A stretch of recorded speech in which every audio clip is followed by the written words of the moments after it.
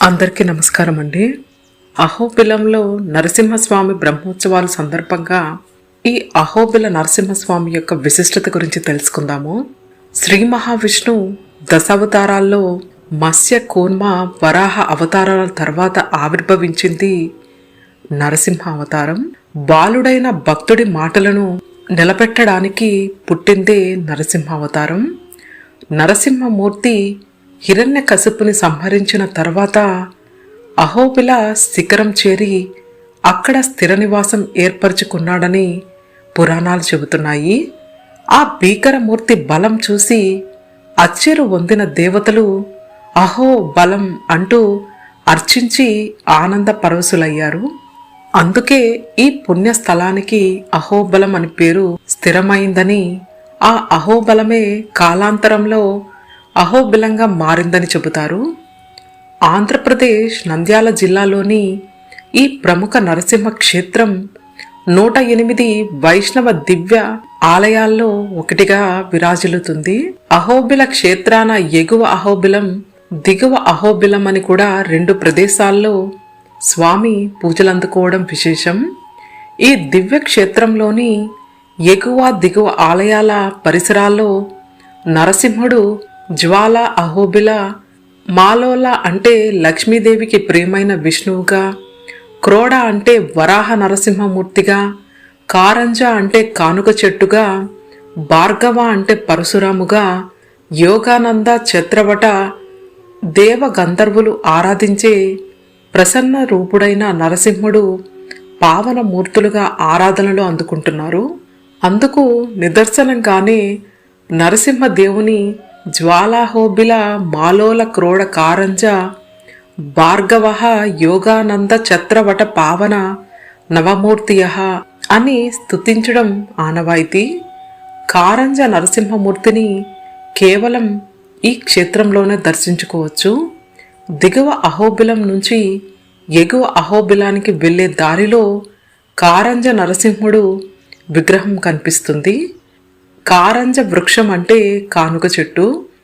ఈ మానులో వెలసిన నరసింహమూర్తికి శివుడులా నుదుటన కన్ను, ఓ చేతిలో బాణం, మరో చేతిలో చక్రం అలంకృతమై ఉండటం విశేషం. పౌరాణిక కథలను అనుసరించి ఆంజనేయుడు కారంజ చెట్టు కింద శ్రీరాముడి కోసం తపస్సు చేస్తుండగా నరసింహస్వామి ప్రత్యక్షమై నేనే నీ రాముణ్ణి అన్నాడు. హనుమంతుడు నమ్మకపోయేసరికి నరహరి నేనే విష్ణువుని, రాముణ్ణి, శివుణ్ణి అని విష్ణుమూర్తిలా సుదర్శన చక్రం, శ్రీరాముడిలా బాణం ధరించి పరమశివుళ్లా నుదుటన కన్నుతో దర్శనమిచ్చారు.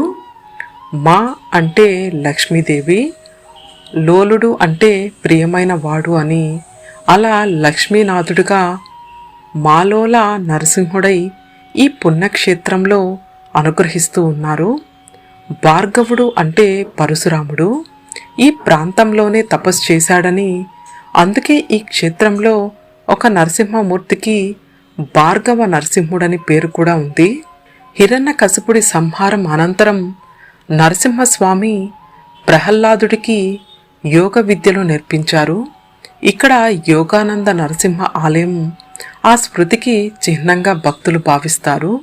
అహోబిలంలో వటవృక్షం నీడలో వెలిసిన స్వామికి ఛత్రవట నరసింహుడు అని పేరు కూడా ఉంది.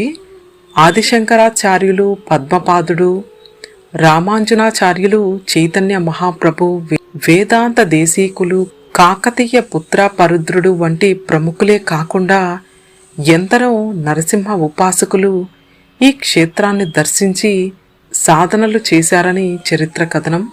తిరుమల శ్రీనివాసుడి ఇలవేల్పు అహోబిల నరసింహుడని, అందుకే వివాహనాంతరం పద్మావతితో కలిసి ఆ వెంకటాచలపతి అహోబిల క్షేత్రానికి దర్శనానికి వచ్చారని పురాణోక్తి. ఎగువ అహోబిలంలో స్వామి స్వయంభువుడై వెలిశాడని, ఇక్కడ అమ్మవారు చెంచు లక్ష్మిగా కొలువై ఉన్నారు. శివుడు చక్రాల్వార్లు కూడా ఈ క్షేత్రంలో దర్శనమిచ్చారు. ఆలయ చెంతన భవనాశిని నది ప్రవహిస్తుందని, ఎగువ అహోబిలం దాటి వెళ్తే అరణ్యంలో కొండల చీలిక మధ్య ఉగ్రస్తంభం అని ఉంటుంది. అక్కడ శంఖచక్రాలు స్వామి తిరునామం కనిపిస్తూ ఉంటాయి. దిగువ అహోబిలం ఆలయంలో నరసింహుడు ప్రహ్లాద వరదమూర్తిగా భక్తులకు ఆశీస్సులను అందిస్తూ ఉంటారు. ఈ క్షేత్రంలో శ్రీ వెంకటేశ్వర స్వామి, శ్రీ మహాలక్ష్మి ఆళ్వార్ల సన్నిధానాల్లో కూడా దర్శనమిస్తాయి. ఈ పురాతన ఆలయంలో సువిశాల మందిరం, సుందర రాజగోపురం అబ్బురుపరిచే శిల్ప సంపద దివ్యానుభూతి కలిగిస్తాయి. స్తంభాలపై నవనరసింహ విగ్రహాలను దర్శించుకోవచ్చు. 10 చేతులతో భూదేవి శ్రీదేవి సమేతుడై జ్వాల నరసింహస్వామి ఉత్సవమూర్తి మరో ప్రత్యేకత. అహోబిల మతాన్ని స్థాపించిన మొదటి జిఆర్ స్వామి ప్రతిమ కూడా ఇక్కడ ప్రతిష్ఠితమైంది. తిరుమల శ్రీ వెంకటేశ్వరుడి పరమభక్తుడైన పద కవితా పితామహుడు అన్నమయ్యకు అహోబిలానికి అవినాభావ సంబంధం ఉందని అంటారు. ఈ పవిత్ర క్షేత్రానికి చెందిన శటకోప యతీంద్రులే అన్నమాచార్యులకు నరసింహ మంత్రాన్ని ఉపదేశించారని, ఆ శక్తితో అన్నమయ్య స్వామిపై అనేక కీర్తనలను రచించారని అంటారు. ఏటా పాల్గొన మాసంలో అహోబిల నరసింహస్వామికి బ్రహ్మోత్సవాలు నిర్వహించడం సాంప్రదాయంగా వస్తుంది. ఎగు అహోబిలంలో తొలుత ఈ ఉత్సవాలు ఆరంభమై ఆ మరుసటి రోజు దిగువ అహోబిలంలో వేడుకలకు అంకురార్పణ జరుగుతుంది. ఉత్సవాల్లో లక్ష్మీ సమేత నరసింహుణ్ణి వైష్ణవ సాంప్రదాయం ప్రకారం శేష, సింహ, గరుడ, హనుమత్ తదితర వాహనాల్లో అంగరంగ వైభవంగా ఊరేగిస్తారు. 7వ రోజు దేవదేవేరులకు కళ్యాణం నిర్వహిస్తారు. 10వ రోజు దేవతామూర్తులను రథంపై ఊరేగించి ఈ ఉత్సవాల్లో మరింత విశేషమైంది చెంచుల అగ్నిసేవ. నరసింహునికి జరిగే గరుడోత్సవం చెంచులు ఈ సేవలో స్వామి ఊరేగింపులో పాల్గొంటారు. పుష్కరిణిలో జరిగే తెప్పోత్సవంతో ఉత్సవాలు ముగుస్తాయి. ఈ విధంగా ఎంతో వైభవంగా నిర్వహించే శ్రీ అహోబిలం బ్రహ్మోత్సవాలను మనం కూడా తిలకించి లేదా విని ఆ స్వామివారి కృప మనందరి మీద ఉండాలని కోరుకుందాము. ఓం శ్రీ లక్ష్మీ నరసింహ స్వామియే నమః. ఓం నమో నారాయణాయ. గోవింద హరి గోవింద.